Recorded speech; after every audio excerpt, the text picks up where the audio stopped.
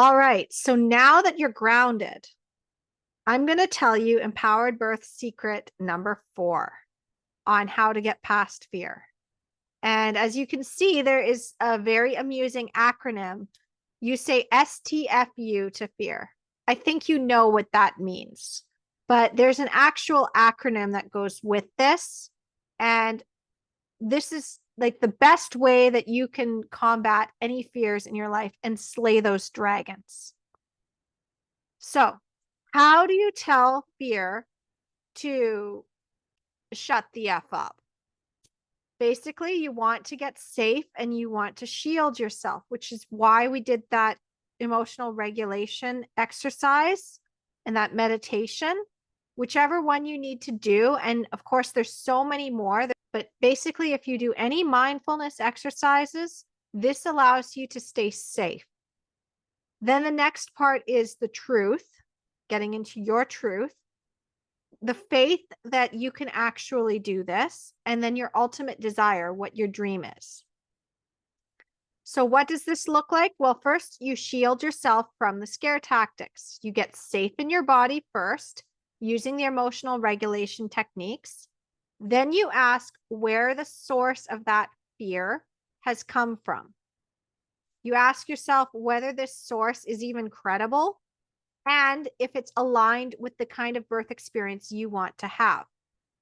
So what this looks like is if somebody says to you, well, a lot of moms that are over 35, they have babies that have these complications. But you look at that and you're like, but this study that they did is mostly on women that also have these issues with their health. And I don't have any of those issues. So it doesn't actually fit me. And I'm not having a hospital birth and I'm not having an induction. So again, that doesn't fit the kind of experience that I want to have. Then you ask if there's any contrary information to this source. There always is. I mean, there are stories of moms that, like, they're told you have to induce if you have type 1 diabetes. But I have a story of a client who ended up having type 1 diabetes and had a home birth after cesarean. So when you realize, oh, they say this, but there's contradictory information over here that says this is possible, then you recognize there's more possibilities. Then you ask whether there might be other factors contributing to this source of information. A lot of times when they say, oh, a study was done and this, but it's like, okay, but what's the variables here? For example, the ARRIVE trial saying that if you induce at 39 weeks instead of 41 weeks, there's a lower chance of C-section. But they're only studying women who were induced. They're not studying women who went into spontaneous labor. Those ones were taken out. And the actual number is only like a 3% difference. So when you recognize that there's actually other factors contributing to this source of information, doesn't matter how credible it is, in that context, it doesn't apply to you. And then also looking for the hidden biases. I mean, if the medical system wants to push you into an induction, they're not going to share stories about physiological birth. So when you recognize this, what this does is it shields you because you're picking apart the data from a place of power. You've gotten safe in your body. You're emotionally regulated. So none of those little fears can really affect you. They're on the other side of your bubble. But now you can look at them and you can pick them apart. And you can see, oh, this thing that they said, there's actually more to it than that. And you can start to find out it's not that scary. Like the idea of the stillbirth, as I said, 1 per 1,000 going to 2 per 1,000. Suddenly, when you realize that, you're like, oh, wait a minute, that's what they're basing the induction on. If I'd known that, I never would have induced. That's actually something that my friend Christine said. She's the one that had the home birth after cesarean. I mentioned her inside my book, Your Empowered Birth. She used to actually work with me in improving birth when I was a lower level advocate in my community. But she had found out in her second pregnancy that the whole basis when she had gone into her induction, she'd been told stillbirth rates double, and that had been scary for her.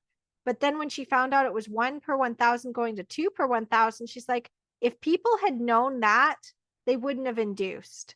And I'm like, yeah, that's the point. You need to look at what the hidden motives and biases are in when people share information. So the other part, of course, T, you need to check in with your truth. You need to ask yourself whether this is actually happening or if it's just a possibility, which I call could, might, possibly, maybe happen.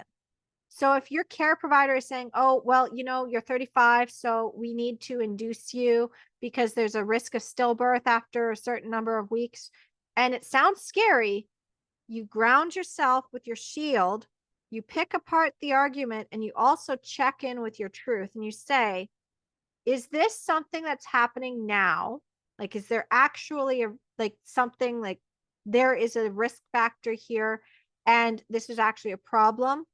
Or is it just this might happen, but it's unlikely?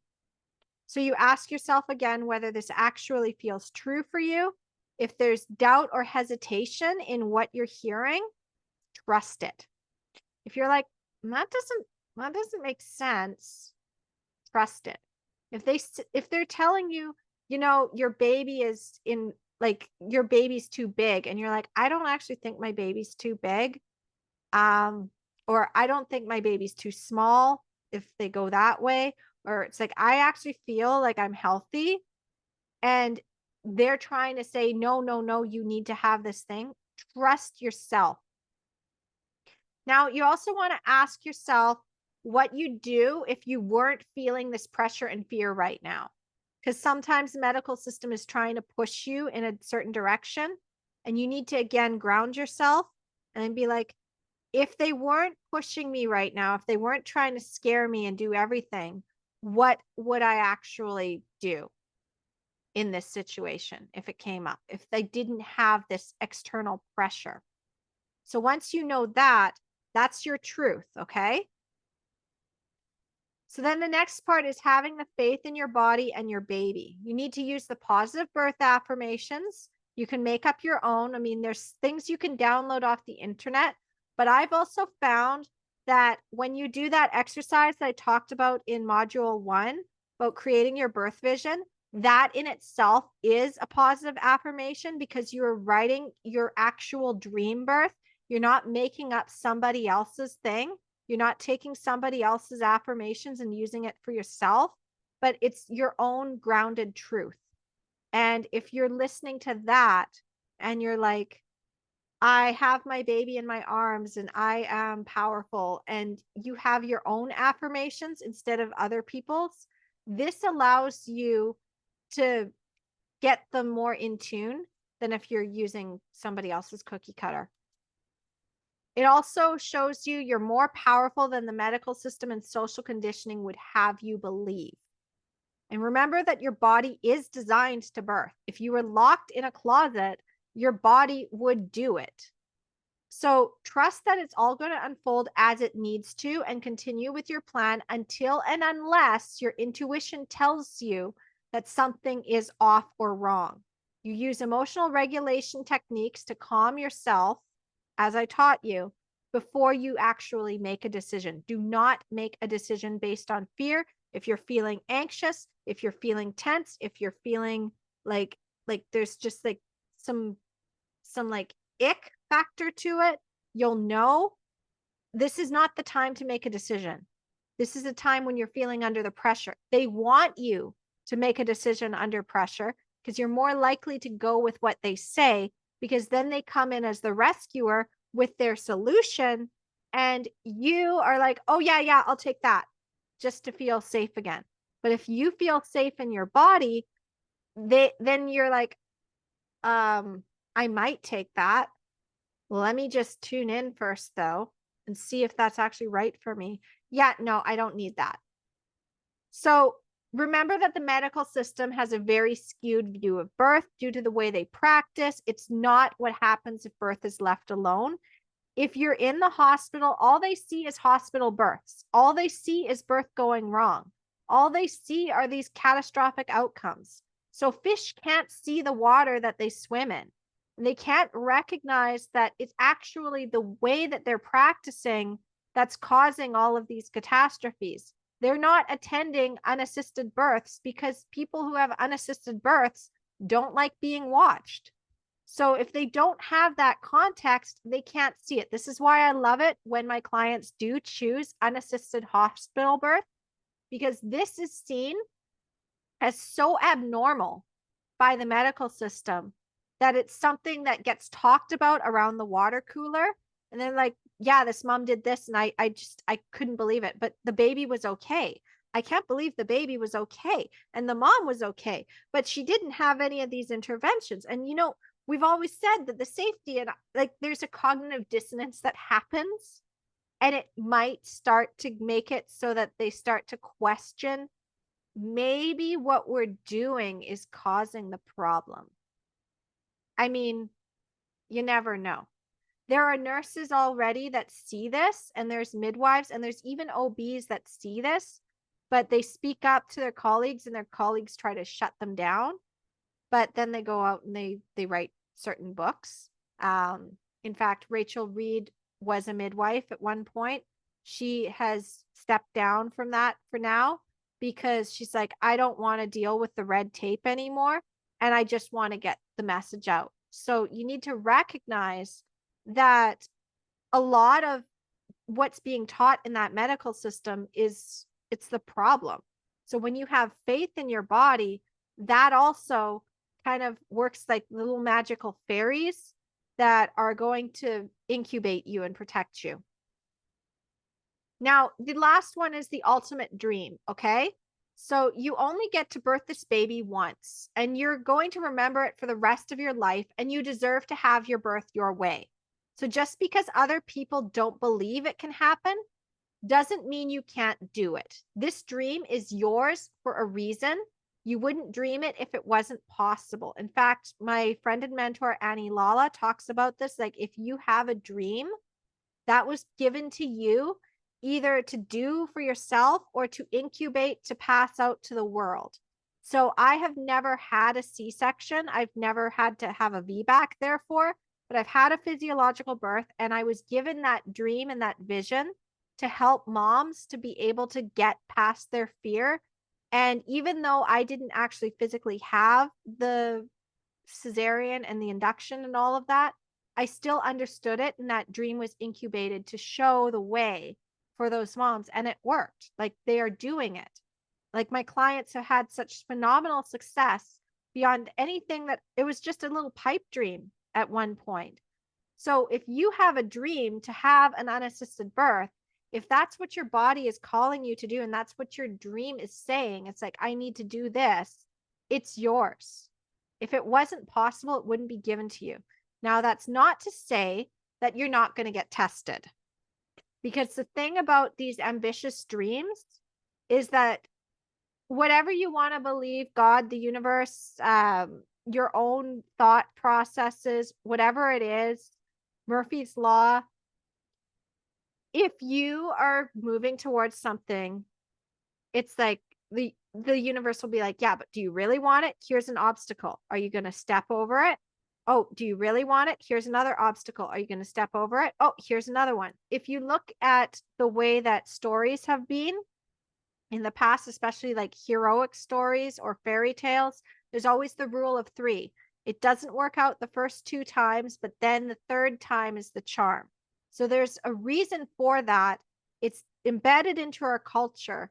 And when you recognize that the dream is yours, it is attainable, but you may be challenged, you've got to have that faith to keep going for it. You have to have that truth, the sort of truth to cut through that. You need to have your shield to protect you from the fire of the dragon that you're fighting to get to the ultimate dream of saving the kingdom or whatever it is. Like, if you follow the thoughts of Sleeping Beauty, like, you can understand it. It's like there's the shield of virtue, the sword of truth, the fairies enchanting the sword, and there's the ultimate dream of the princess at the end. So this is how you fight the dragons. as a empowered birth mama. And this is true for everything. And you're going to be fighting the dragons and teaching your kids how to do the same. So whenever you have doubts and you want to give up, it can help to imagine that the nightmare scenario and how you'll feel if you actually do give up and give in. This is the other side of this, is going into that darkness. This is how I managed to not have a C-section when I was lying on my back in the hospital and I'd been pushing for 3 hours and I'd been told I had a small pelvis and my baby was now too small or too big or whatever. The midwife was telling me to push and I could not get him out because, first of all, I was being told to go against my instincts. My instincts had told me to get on the bed and be on hands and knees. They wouldn't facilitate that. And I was on my back. Once you're on your back, you're like a turtle. So you can't really get up very well. It's hard to advocate when you are now disempowered. I was very much afraid. And I was thinking, I'm going to end up in a C-section. I was actually staring at the clock and like, they're going to tell me that I can't do this. And maybe I can't do this after all. Maybe I do need a C-section. I was about ready to give up. But then I just thought about that. What is it actually going to look like if I end up having this C-section? What's that recovery going to be like? How is that going to feel to me to know I gave up? And then the midwife finally said, if you don't push this baby out right now, there's the OB, she's going to give you an episiotomy. And I'm like, oh, hell no. And I pushed my baby out and I got him out. And the second time with my home birth, I was having all this prodromal labor. And the midwife is like, baby doesn't seem to be coming. Like you keep going in and out of labor. She's not going to tolerate labor well if you keep doing this. Like she could go into distress. Maybe it might be a good idea to transfer if you can't get things going. And maybe they need to break your water. And maybe they need to induce you. I mean, interventions can be helpful. And I just closed my eyes and I thought about that. It's like giving up on my home birth. This might be my last chance to have my baby my way. Like my partner didn't want any more kids. We'd have the boy, we'd have the girl, that would be it. It's like, this would be my last chance to have a home birth and I give up on it. And then I go to the hospital and they do things to me. And like, what does that do to my self-worth and my feelings and how that's going to show up? And like, giving up on my birth again. And I said, no, I'm not doing that. So I found the light inside of that darkness. And then I said, no. And then I asked the question, how is my baby doing now? Basically looking at the might possibly maybe happen. And she's like, baby's doing fine right now. It's just that if this continues, this might not happen very well. And she might go into distress. I'm like, okay, so this is not actually happening. This is just a fear of somebody else. And it's not true for me. And I sent the midwife home and I didn't call her back until I was pushing. So this is remembering there's no actual do-overs with this baby. Even if you're thinking, oh, I can have a home birth next time. What if you don't get pregnant again? What if something happens to your partner? I mean, there are no guarantees in life that you're going to get a second chance. And even if you get a second chance, you're still dealing with the birth trauma of your first. So I can never go back and birth my son again. And I will carry that trauma and that regret for the rest of my life. I mean, I'm doing things with it. My pain is now my purpose. But at the same time, I did give up.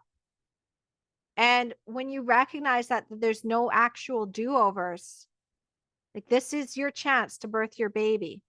Are you going to give up your power and let other people tell you what to do? Or are you going to give it your all and have no regrets, even if it doesn't unfold exactly as you planned? Like there's a dragon and there's your treasure, or you need to save something. It's like, I'm going to fight this dragon or die trying. But if I just say peace out, the kingdom never gets saved. The princess never gets rescued. Like I never get my empowered birth if I just say peace out and give up. So you need to recognize that you need to have a birth with no regrets. even if it does turn out to be medicalized, all of those choices need to be yours. They can't be based on fear. You need to be able to tune into your intuition, decide what you want, and still keep fighting. Even if you are choosing, instead of having an unassisted home birth, you go to the hospital like one of my clients did, and you maybe do consent to have an exam just to see where you're at, or you consent to having monitoring just to see where you're at. And maybe you do want to have something to get labor going because you're just really tired of this and you just want to get it going. But you're doing it from a place of awareness of where this could go, and you've got your backup plan. And you're like, I'm still not having a C-section, even if they try to push it, until I feel that I need to have a C-section. And I'm going to do that from a grounded, calming place, which is why STFU for fear is so powerful, because you can keep doing that and you can keep practicing that and just practice those regulation tools.